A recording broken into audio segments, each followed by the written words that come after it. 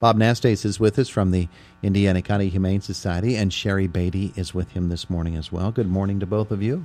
Good morning, Todd. Yeah, it's good to have you with us. Bob, let's start with you, and let's talk about what we just went through with the summertime heat up over the 90s, and we're going to go through a nice warm weekend for this weekend as well. But we hear the warnings all the time about leaving kids in hot cars. You got to watch out for those pets too. A lot of people, they drive around with their dogs in their laps. Well, they're their best friend. They take them everywhere. But cars. Well, first of all, Pennsylvania is not a state where it's illegal to leave an unattended dog in your car. Other states, it is illegal. But even on a 70-degree day, it can become 90 degrees inside your car. Mm-hmm. On an 85-degree day, in 10 minutes, it can be 102. In a half an hour, it can be 120.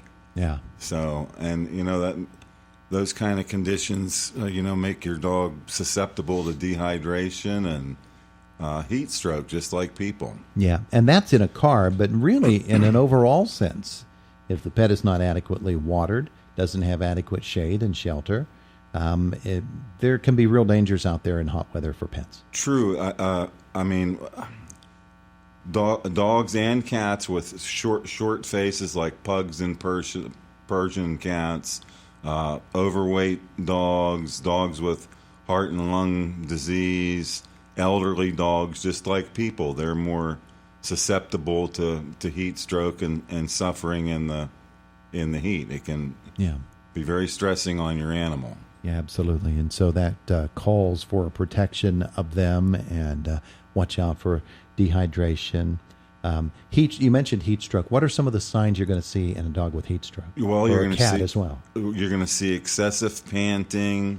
They're going to maybe want to lay down and not want to get up. There can be a state of stupor or disorientation.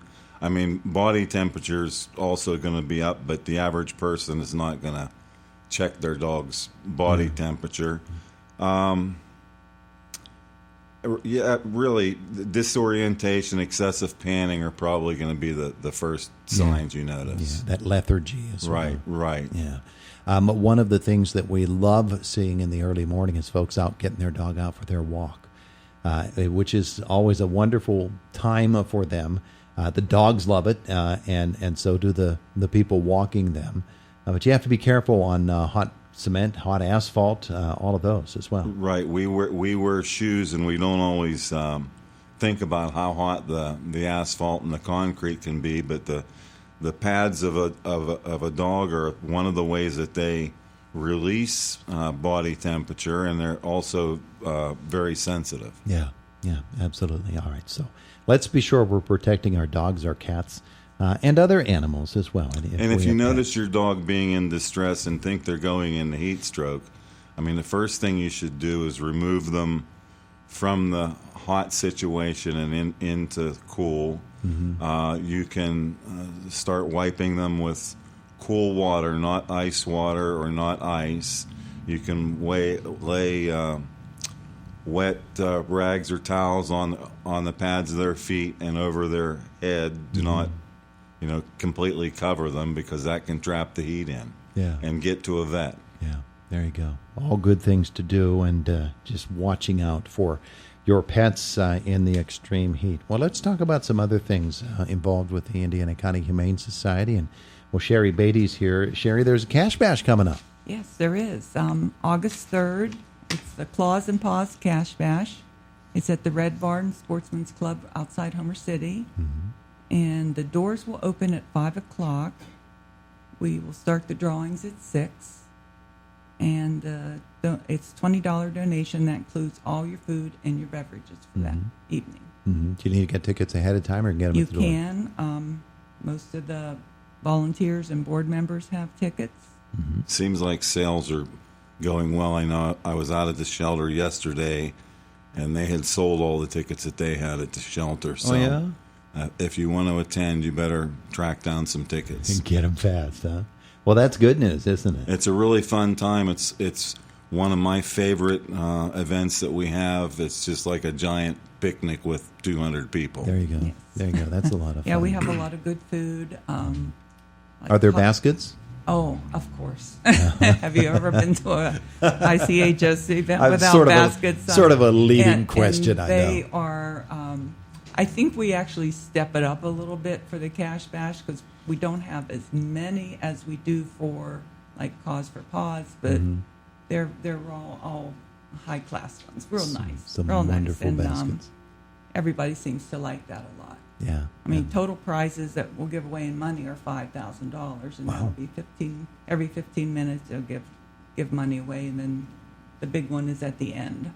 Okay, so for that person who missed the information about the whens and wheres, let's get that out Okay, again. whens and wheres, August 3rd. That's Saturday. Red Barn Sportsman's Club, and doors open at 5 o'clock. $20 for the ticket. There you go. There you go. That's wonderful, and folks supporting the Indiana County Humane Society. That's a major way to do it. Cause for Paws, you mentioned, that's another one, and you've got one of those coming up too. That'll be in September 21st.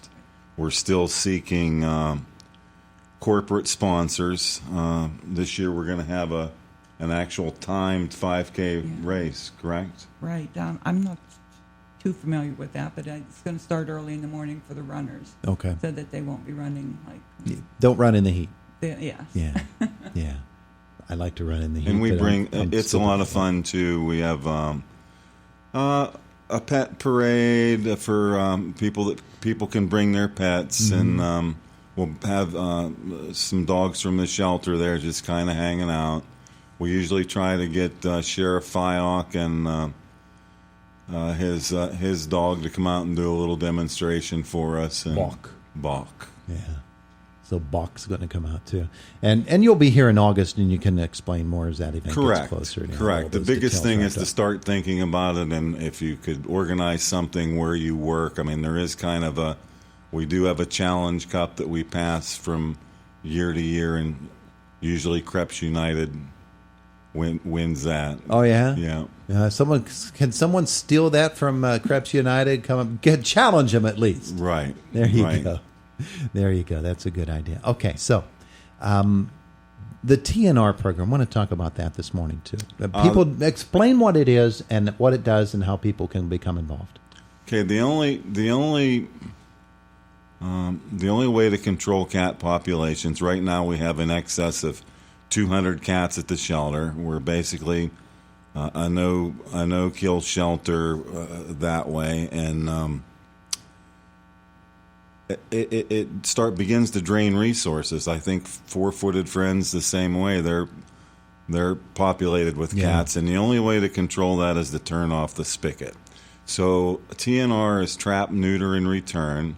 They're free roaming and feral cats. They're not somebody's house cat. And we trap them, fix them, flea treat them, give them a rabies shot, snip the tip of the ear, and re-release them the next day. And at least that way, one cat can become 95 cats in 1 year. Yeah. Can become 2,000 cats in 4 years. But we have need for people to help us do the trapping. I mean, we purchased all the traps, and sometimes, like if we have an opening and action for animals down below dairy with a vet, then we have to transport all those cats down there and take them down there and bring them back. So we need volunteers to maybe help with the transportation and or trapping. Yeah. And they can contact SNP, which if you Google, that's SNP of Indiana, Spay, Neuter, Indiana, PA, Pets. Yeah, so it's a good program. We've done several hundred cats so far this summer, spring and summer. Yeah. And we'll continue until the nighttime temperatures, get too cold. Yeah. So folks they can get information about it at the Humane Society. I'm sure. Correct. So that's a good place to start. Right. And that way you'll have the program explained to you, and you can learn how to be best effective in that program. Correct. Beautiful. Beautiful. All right. So we've covered a lot of ground here today. Right. We've got the heat situation.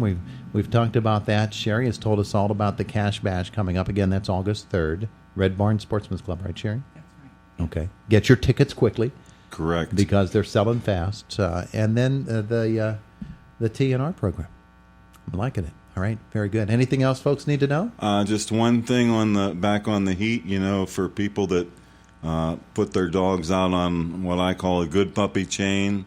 When it's over 90 degrees, the anti-tethering law, you can't leave them out on a chain or a cable for longer than a half an hour. Mm-hmm. So you want to be cautious of that too. Yeah. Yeah, and folks are looking out now. Now that the new law is in effect, people are looking out, and you will get reported. Right. All right, very good. Bob, Sherry, thanks for coming in to visit with us today. Thanks, Todd. We appreciate it. It is the voice of Indiana County, WCCS, AM 1160 and 101.1 FM.